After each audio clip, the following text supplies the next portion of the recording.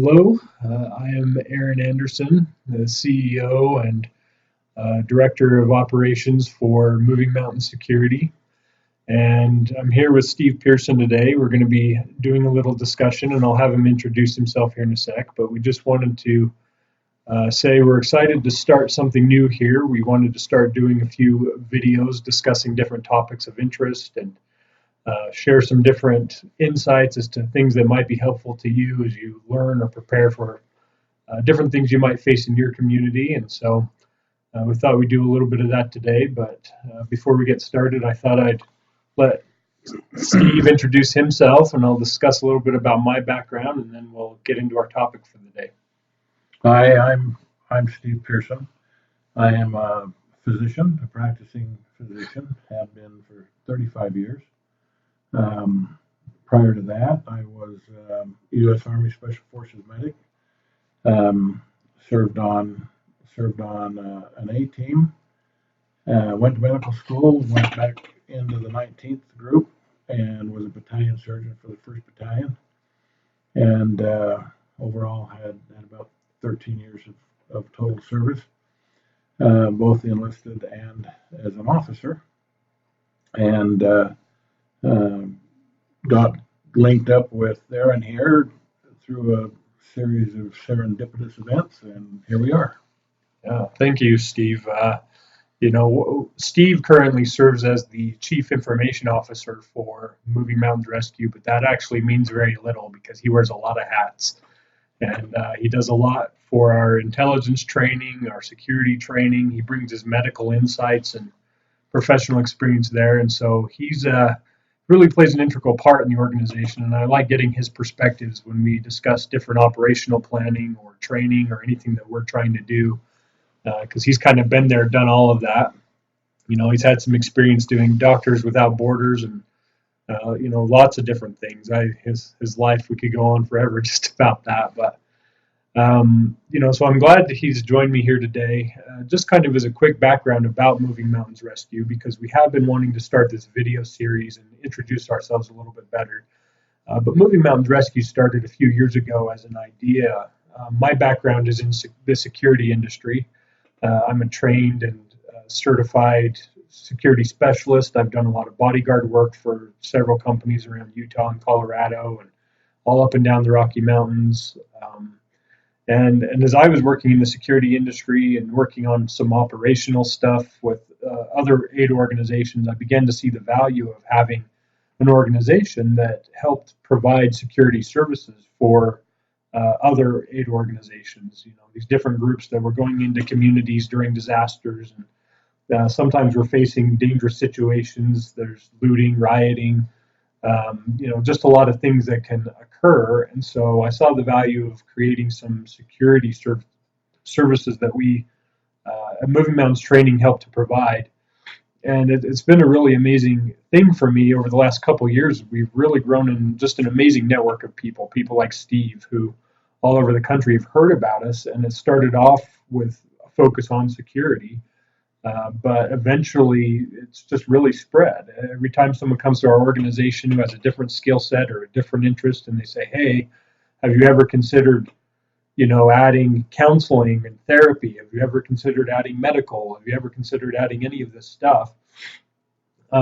We just say, "Why not?" We're an organization that wants to help people. I like that we call ourselves Moving Mountains Rescue because there's lots of things you can help rescue people from. And it's not always just earthquakes or disasters, as you'll kind of hear as we discuss some different things today.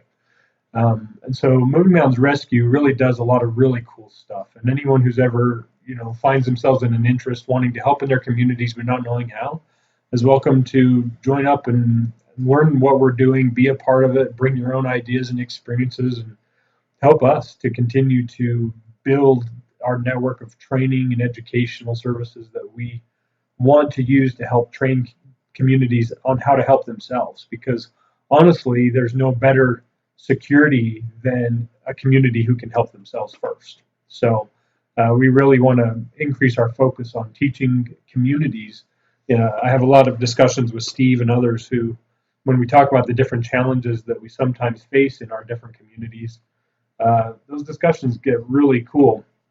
And I just began to realize, like, why are we keeping this to ourselves when we could maybe share this with other people and provide them those insights as well. So we thought we'd do a little bit of that today.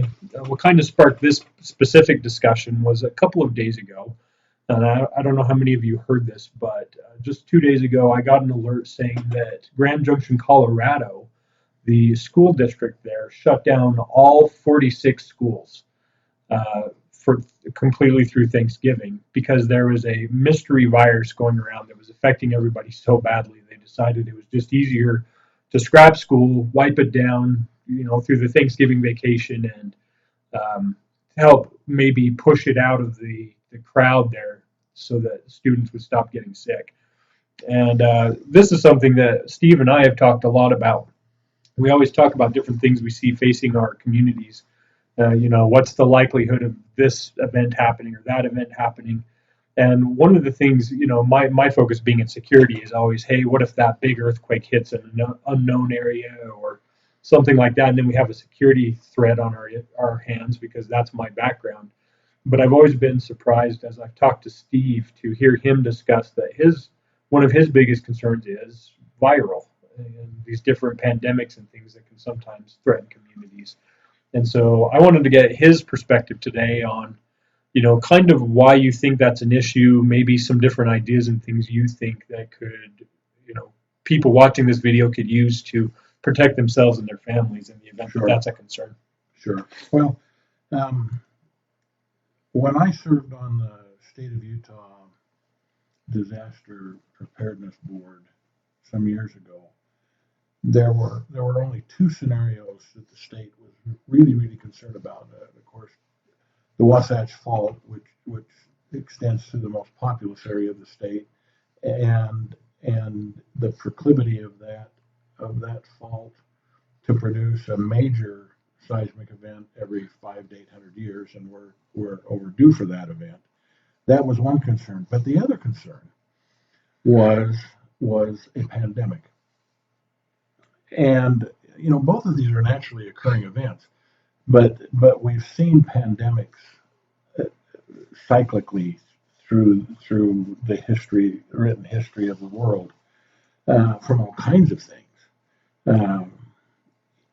In the modern context, there are super bacteria out there that are somewhat, and there's more all the time popping up, that are resistant to antibiotics. But the big threat has always been viruses for a couple of reasons. We don't have drugs that treat them very well. There's maybe, 4 or 5 antiviral drugs out there, but they are very specific to a very specific virus.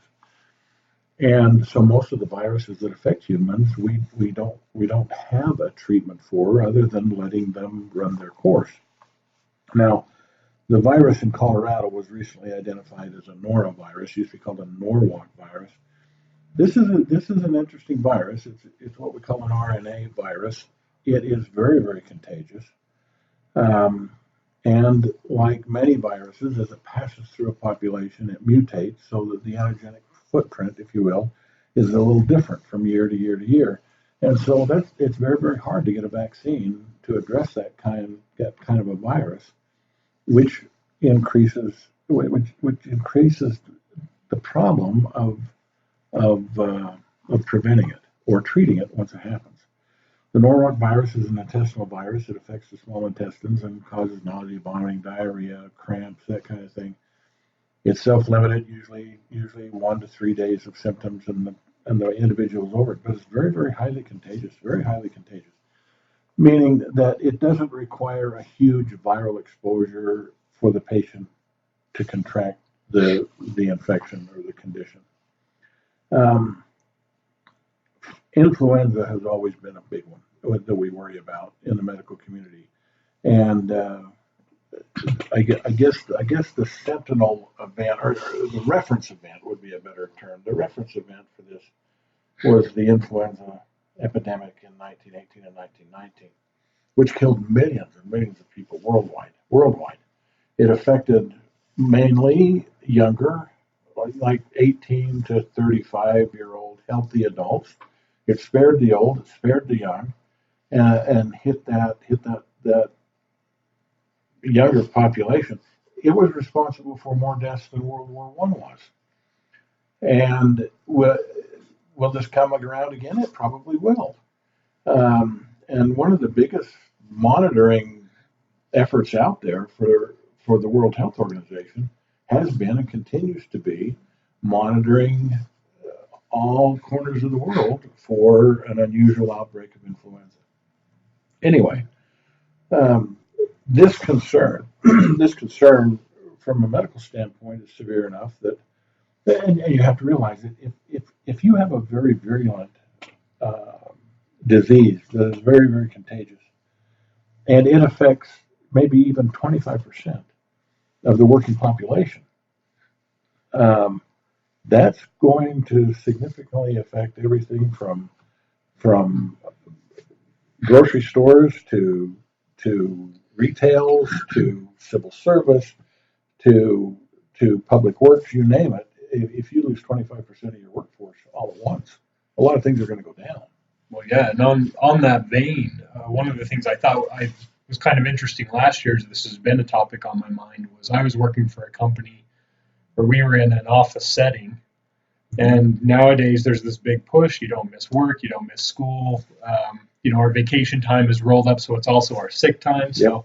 when people get sick, they don't want to use that time, so they bring it to the office. Sure. And I remember we had a particularly bad week where I could sense. One day my buddy on the left dropped, and the next day the guy on the right dropped, and I thought I need to get out of here. And so I took the week off, and I just logged in from home and did my work and kept up with it that way. Yeah. But it ended up taking out most of the office because guys refused to stay home, and it was one of these hard-hitting, fast-spreading viruses. Right. It's just a real issue nowadays. People are still going to go to Walmart. They're still going to go to church. They're still going to engage socially, even though they are ill. And you look at the Norwalk virus or the norovirus, this intestinal thing that's happening in Colorado. The individual who contracts that disease, they have a 3-day course. They feel better. They go back to work. They go back to school. Whatever they're going to do. But they are shedding that virus for maybe a week, 10 days. And so even though they feel fine, they are still potentially contagious to the people around them. And in the case of the Norwalk virus or the norovirus, this thing is resistant to a lot of stuff. It can survive extremes in temperature. It survives most antiseptics. It'll survive alcohol. It'll survive bleach. And so this is the kind of thing you're dealing with, and it can spread very, very quickly. Given the right situation, it can spread. These are the kind of things that can spread very, very quickly. Yeah. Well, and one of the big concerns too, that and this is on the extreme end of things, but it's always something that people should keep in mind. That working in the security industry, one of the things I hear often is these other countries where these viruses spread like crazy, and the people over there see that and will sometimes weaponize those things. And so the fact that we haven't had a major biological attack weaponizing these sorts of viruses, and it'd be so easy to do. Very easy. So easy to do. And so that's one of the reasons I felt like this was an important topic to discuss is, how, and this is where I want to get your perspective, but at what point should you be concerned about what sort of outbreaks are happening, and what kinds of things can you do to protect yourself and your family? Well, the bottom line on protection for individual and family is really quite simple. You cannot catch what you're not exposed to. And so, when I was growing up, I still remember this as a kid in the early '60s. If the household contracted measles or mumps or rubella, there was a quarantine order. The house was quarantined, and that's a very, very effective way to prevent the transmission of these contagious diseases. Unfortunately, in the era of human rights, that idea kind of seems to go out the window and is no longer practiced anymore. But it is a very, very effective way to control the spread of an epidemic or a pandemic, or even just a local event like we're seeing happening in Colorado.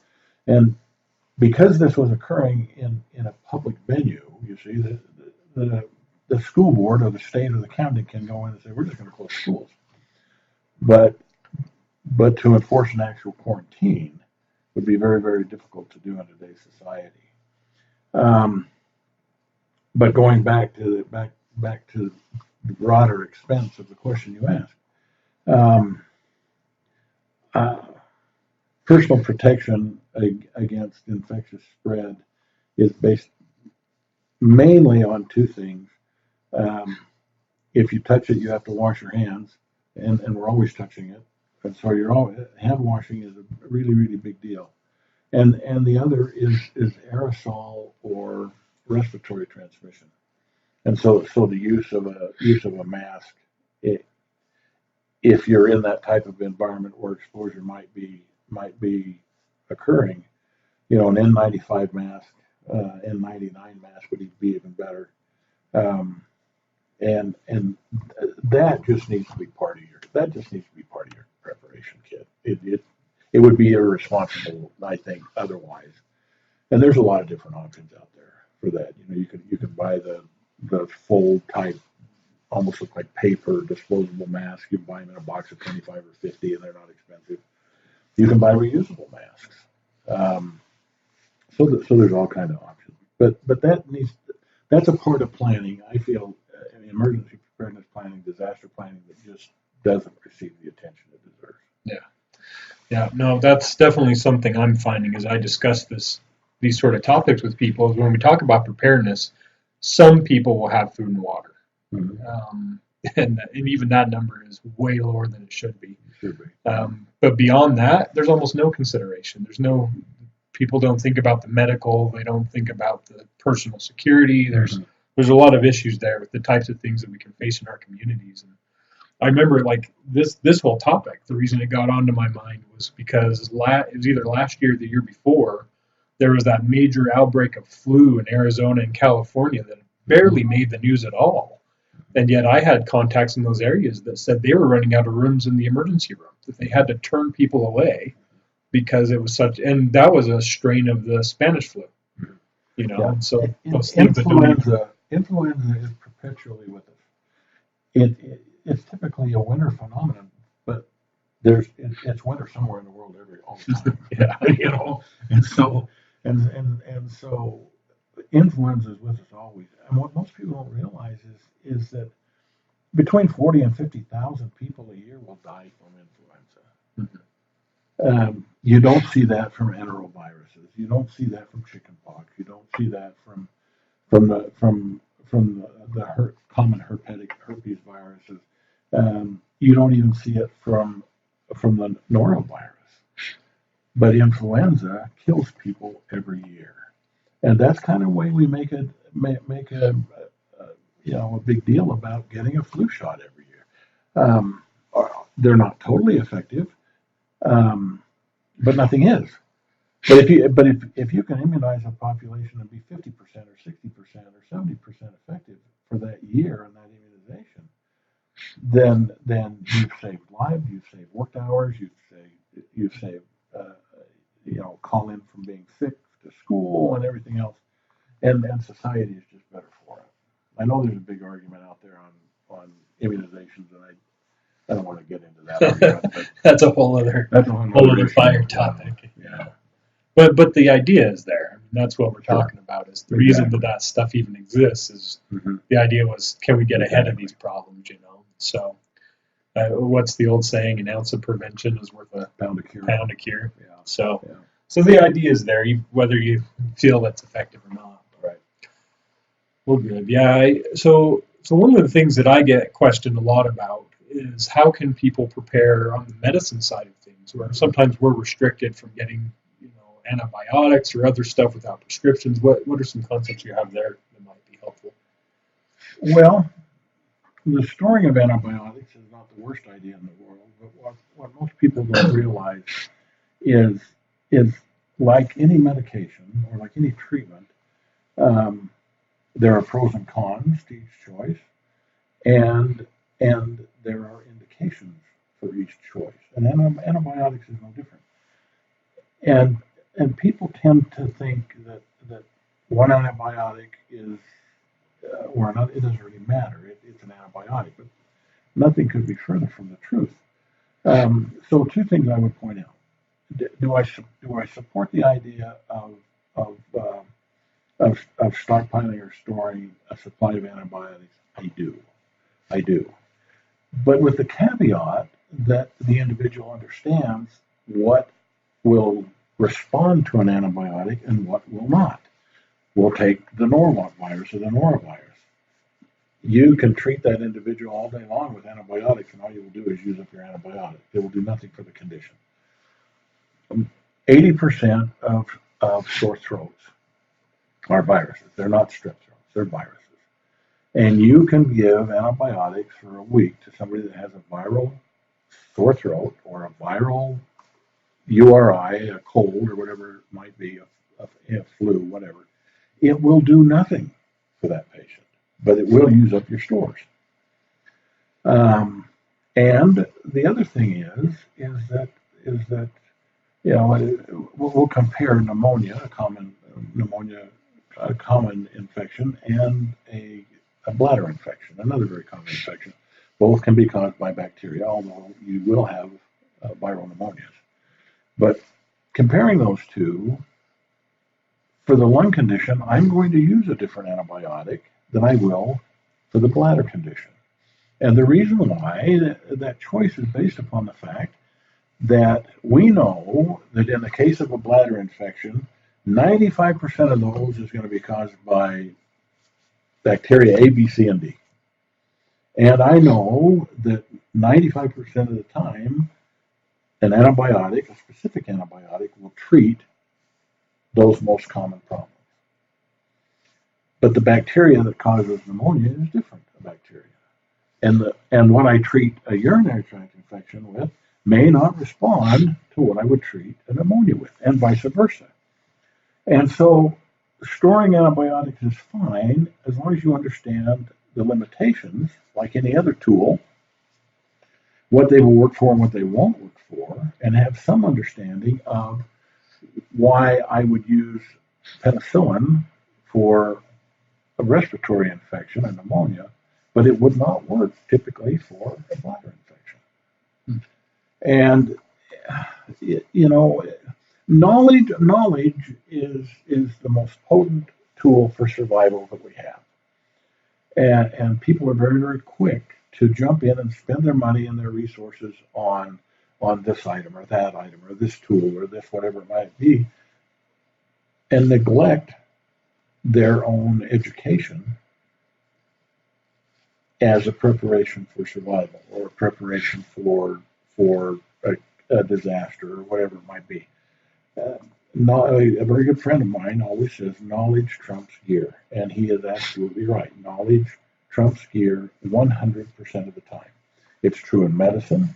It's true in any other aspect of preparation. And I would much rather have somebody spend $400 or $500 on getting their advanced first aid and a CPR certificate and maybe a TC3 certification than I would having them spend the same amount of money on a medical kit, 50% of which they will not know how to use. Mm-hmm.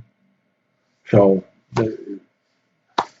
that's a complicated answer to a simple question, but that's the way it goes in medicine. Well, and the truth hurts, I think sometimes we like our gear, we like our tools, and then we neglect actually training with them. We see that a lot even in the security industry. Sure. People that buy the gear and go, I'm ready to go, and then you go out training and they trip all over it because they've never used it before. Right. So, it's important. That's why I'm glad I have a doctor who can teach me this stuff, because otherwise I'd be the idiot mixing up my medicines. But it's also not hard to learn. It's not hard to learn very basic application. No, it isn't hard to learn. It just like any other learning, it takes time. Yeah. And that may be another thing. People are strapped for time. I understand that.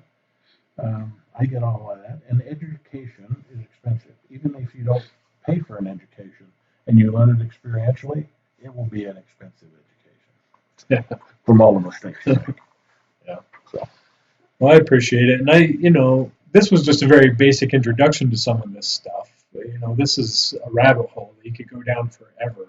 Really, any topic is when it comes to preparedness and security and things like that. But one of the things we hope to do in the future is to have more videos like this, where we can sit down, discuss these topics, share some different views, and just give some very basic, easy introductions so that it gets your mind thinking about what it is, because every area is different. I mean, I think one of the reasons, when this organization started, the whole goal was, let's get a bunch of guys and go do security somewhere, right? And so when the Houston floods happened a couple years ago, we had a couple guys that went down there.